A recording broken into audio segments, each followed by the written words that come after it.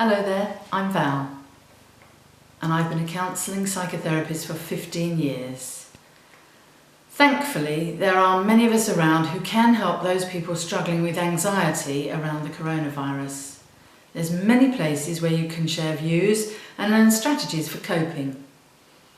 My job's a privilege. I've worked with people from all walks of life, including ambulance crews, uniformed personnel, people suffering from post-traumatic stress, and I've witnessed tragic and abusive testimonies in my therapy room.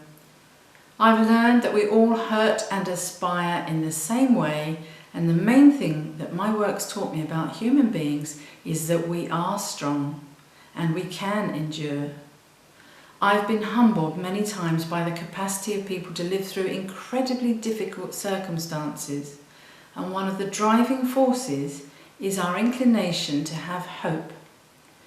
So, if you're feeling fearful at the moment, then rest assured that fear itself is a perfectly normal emotion.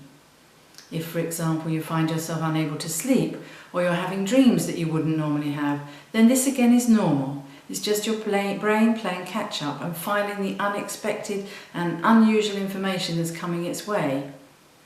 If you're worried about the food chain, or children at home, or health, or money worries, then these fears are entirely legitimate and need to be thought through.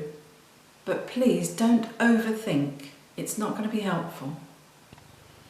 In the midst of all of us trying to protect ourselves against this virus, not knowing is one of the hardest places for a human being to be. But please remember that whatever you feel is normal for an abnormal situation. So it can be both welcome and unwelcome to live alone. Likewise, I often see couples or families in conflict or breakdown as part of my work. This time of being isolated with those we're supposed to love and care about can be challenging. And a small tip for protecting your relationships is to try and turn any criticism you want to make into a request. Try it, it might help you.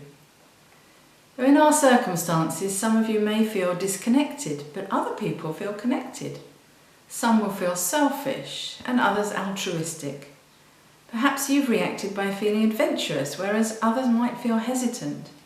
You might see physical distancing as unwelcome isolation, or maybe a welcome retreat.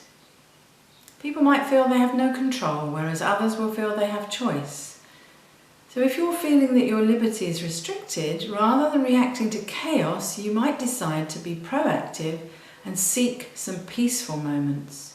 After all, you are in control of how you think.